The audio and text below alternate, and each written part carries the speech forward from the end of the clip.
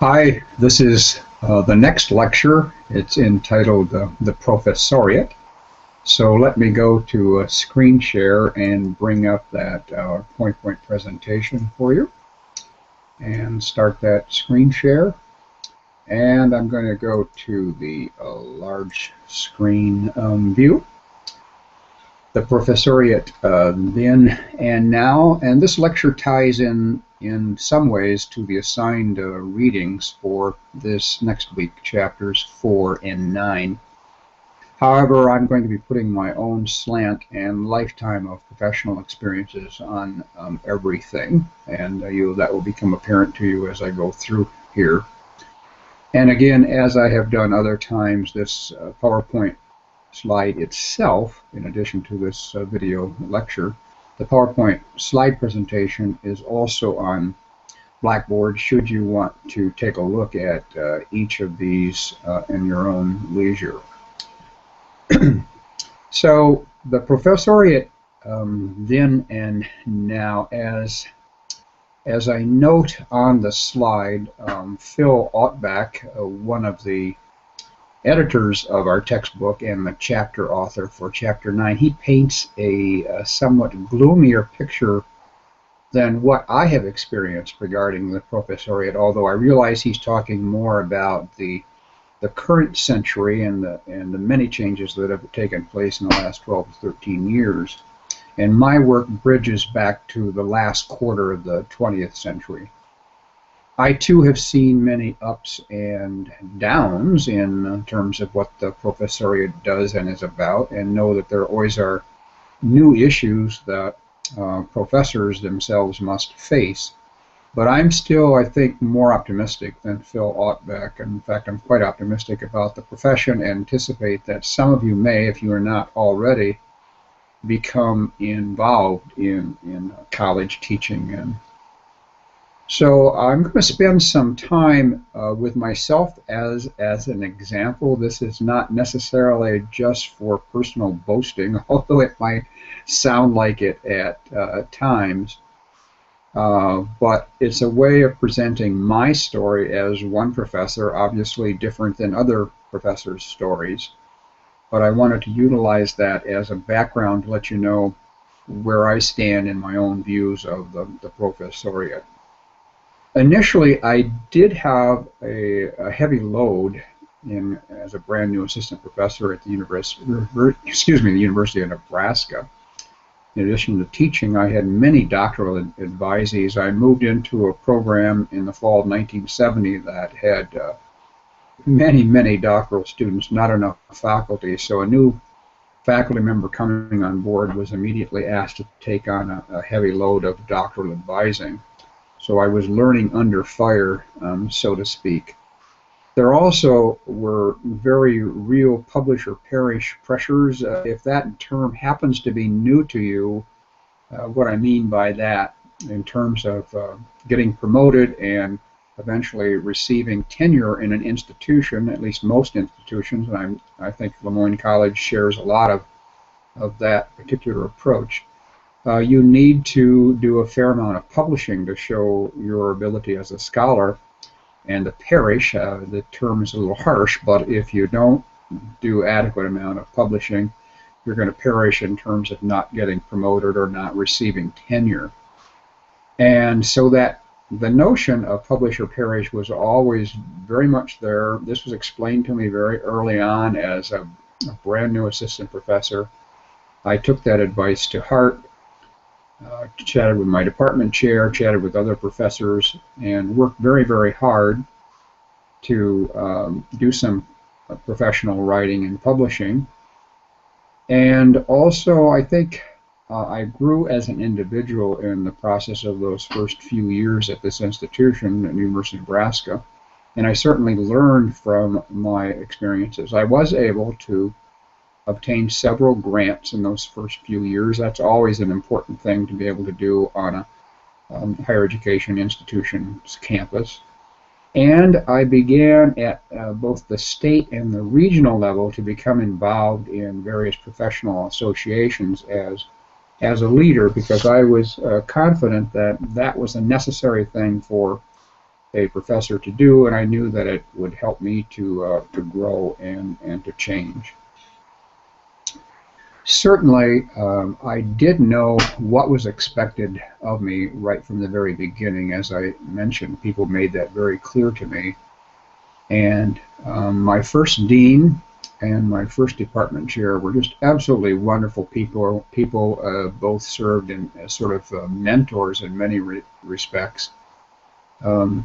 My department chair gave me plenty of time, even though I had a heavy workload. He insisted that I stay home on Wednesdays to do research and writing and do my teaching and my advising on other days of the week. That really helped me. I also got up very early most mornings to do that. That was part of what helped me to move forward. And the dean was the first one to award to me a book contract that I will mention coming up in the next slide. So very early on, it's actually in this slide, very early on, within the first 2 years, I had my first book published. So a lot of support from people in that regard. And so as my scholarly success grew and my reputation was enhanced, this, I think, drew myself to the attention of people in the Promotion and Tenure Committee and to the administrators. And so I received an early promotion to associate professor after only 3 years. And so I think that boosted my confidence, and it certainly helped me to move forward in terms of where I have very much enjoyed my entire career as a professor. The success seemed to continue for me because I was working very hard. I didn't necessarily seek administrative leadership roles, but I could do that work, so the progression for me seemed sort of natural, and because of what I was able to accomplish those first several years at the University of Nebraska, I received my second promotion to full professor with tenure in just 5 years. That actually is quite early for a lot of people, but I was working hard to accomplish all of that.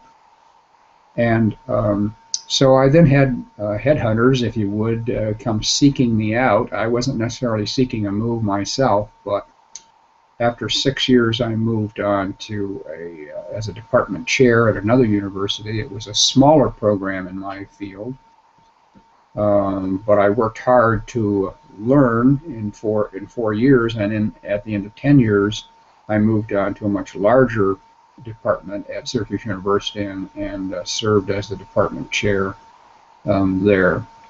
So you can see from what I put on this particular slide, my publishing was continuing, and I was having success in terms of my overall leadership abilities, and served eventually as president of a national organization, a national professional association within my field, and also the editor of 2 national journals, 3 years for each consecutively. That was a fantastic experience. Secured a multi-million-dollar grant when I was at Syracuse University, and finished my 10th book within the first 20 years. So as you can see, I moved along in my career. I retired from Syracuse University in 1998 at the age of 60. This is when my wife Janet retired. So we decided to, I decided to retire early so that we could do some travel, and we did a lot of travel. This was before our children were married and before we had grandchildren, and did a lot of traveling. And I almost immediately, though, because I so enjoyed teaching, I started doing adjunct teaching. And the nice thing about that is I was doing only online teaching for a couple of institutions, and I could do that no matter where we were when we were traveling. And we sort of settled down away from the travel once our children were married and grandchildren started coming. But all this says that, you know, really the hard work did pay off for me. And I posed this on the slide. I posed this comment that as a current or a future higher education leader, I just ask that you look at the Professoriate through both Phil Altbach's and my eyes. Depends upon the nature of the experiences that you've had, I think. So then what are some of the major issues here? Tenure itself is certainly changing within many institutions. This is tied to Chapter 4. There are a lot of heavy financial costs associated with tenured faculty. And institutions are beginning to look at alternative ways to tenure. For example, one of my colleagues, now retired, but he taught at George Washington University for a number of years. He was under consecutive 3-year contracts. That means that he taught under a contract for 3 years, then was reevaluated, and those who were deemed from an evaluation point to go forward, then he would get another 3-year contract. But you just never knew. You never knew what was going to happen because it was only 3 years at a time. When I was at Syracuse University, one of my PhD graduates is now a professor here at Lemoyne College. And she worked, I believe, in her department 5 years before she finally was put on a tenure track.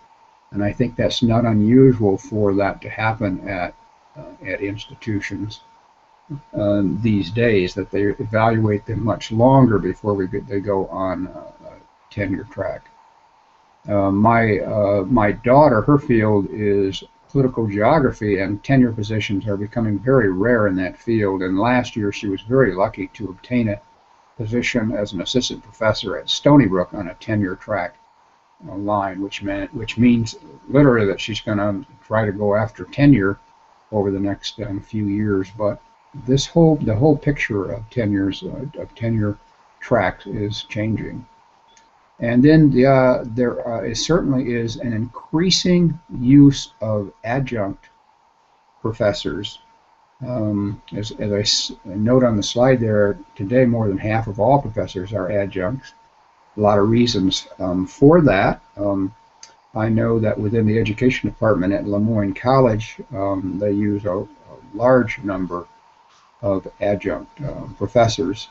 And so that's just what's happening in that whole area of tenure, and that's a thing that we can discuss some here, because there's a large number of adjuncts here at Lemoyne College.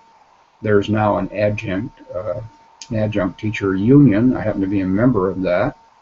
That there are with that some corresponding adversarial and positive relationships, I would have to say, but it's what's happening, and the notion that professors themselves, because of the economic climate, are retiring at later ages. So that's another pressure on younger professors. There just aren't as many spots because professors are hanging on just a bit longer. One of the, in terms of the points on this particular slide, I would say the whole notion of what tenure is all about is protecting academic freedom. There's actually another chapter in the textbook that talks more about the academic freedom, and we'll be looking at that at a later point. And basically that means that professors want to have a lot of autonomy, if not total autonomy, in terms of what happens in the classroom. And also to be involved in who and how faculty themselves are evaluated. These are some important issues to professors, and professors are going to fight to maintain tenure to protect some of these areas. But you can read in the literature that other decision makers are creeping into some of these areas, such as evaluation of faculty.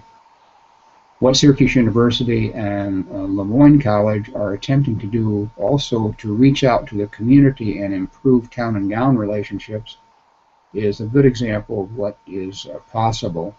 If you've lived here very long, you know that Syracuse University has created this corridor running from the campus up on the hill down to the downtown area where they now have a downtown campus with some academic buildings. Lemoyne College has been doing all sorts of things with the Commons and the Alumni House and other sorts of things. It's all a matter of trying to improve. Town gown means trying to improve the relationships between the local community, the town, and gown, the academic gown, colleges and universities. So there's a lot going on in many communities with universities to continually improve those relationships. I would say that teaching versus research has its own tugs and pulls. By that I mean there is a lot of pressure on teachers, and rightfully so, for good and very skilled teaching. At the same time, there are these pressures relative to tenure, and there were tugs on people to publish and to do adequate research. So those kinds of pulls are existing all the time. When I first became a professor in 1970, we talked a lot about the triumvirate. And what that means is that professors were expected to do their teaching, they were expected to do their research, but they were also expected to do a lot of service. And so working in the community in various kinds of ways was anticipated or expected to be a part of what you did each year, and you often were critiqued and evaluated on that. Unfortunately, the service part is diminishing, less important at some institutions, and I see that as too bad, because I think communities lose when the Professoriate is not more heavily involved in what is going on.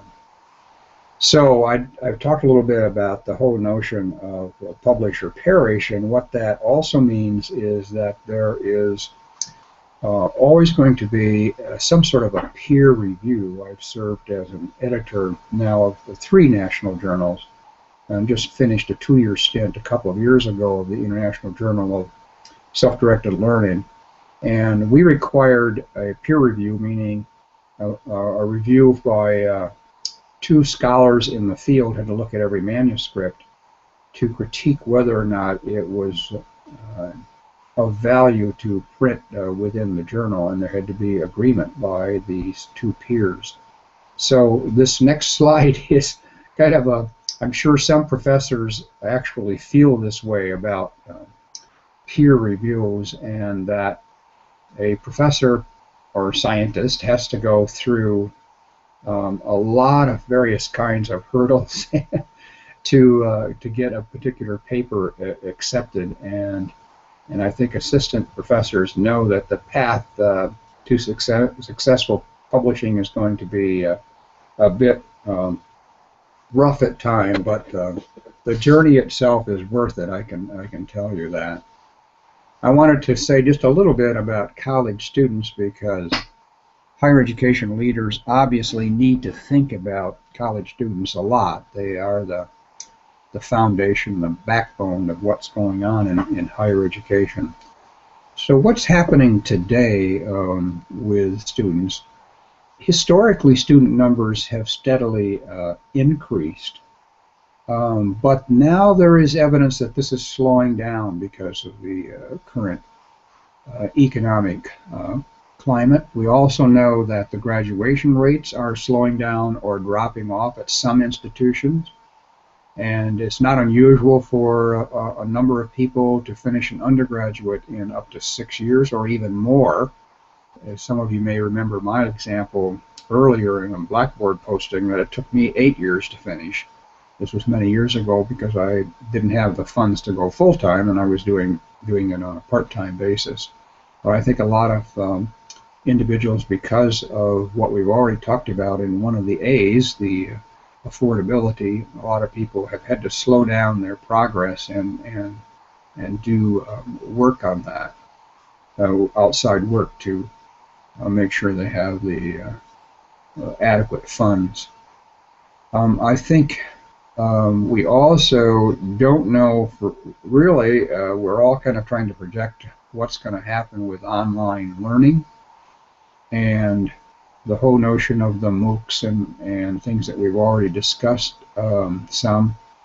What is that going to mean for the future in terms of students and how we will look at students? One of the reasons this particular course is online, and all of the courses in the higher education graduate certificate program are going to be online, because Lemoyne College is going to make a big push to enroll people in our 2 and I think soon to be 3 graduate certificate programs that are not living in the Lemoyne area, that they can enroll in these certificate programs at a distance.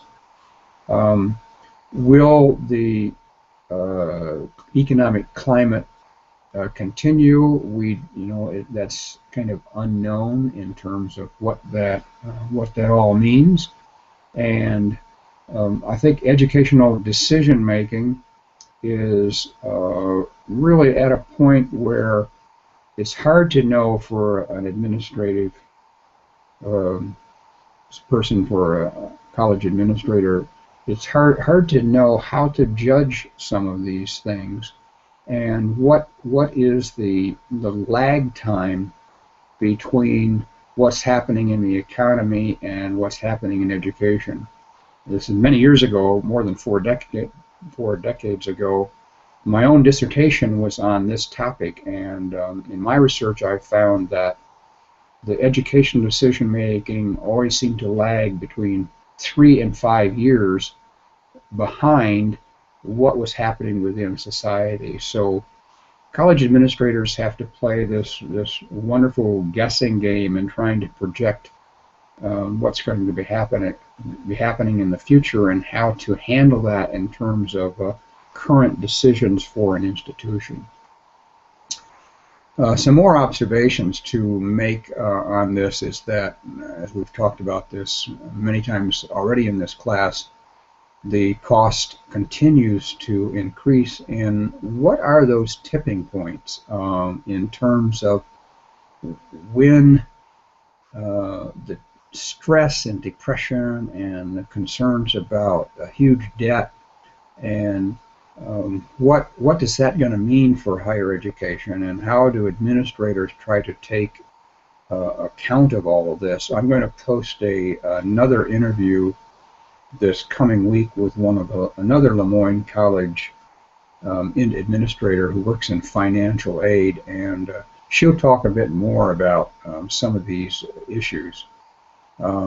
But in terms of this idea of what's happening, the stress, the depression, health issues, and so on, it has to be impacting families and even campuses. And I'm wondering, how does our own Lemoyne College Health Center deal with this? You may have other observations that will come to mind as we're discussing this within our forum. Some of the other issues, here's a couple. I'm going to actually post these 2 questions as a part of the forum for this particular lecture, the Professoriate, to get us started. So you may have ideas of some of the other issues that are facing higher education leaders, and I would invite you to include some of them in the forum. So now it is your turn. This week's Blackboard forum is entitled the Professoriate, and I have posed questions to open the thread and invite you to give your comments on that, and we will have another delightful discussion, I'm sure.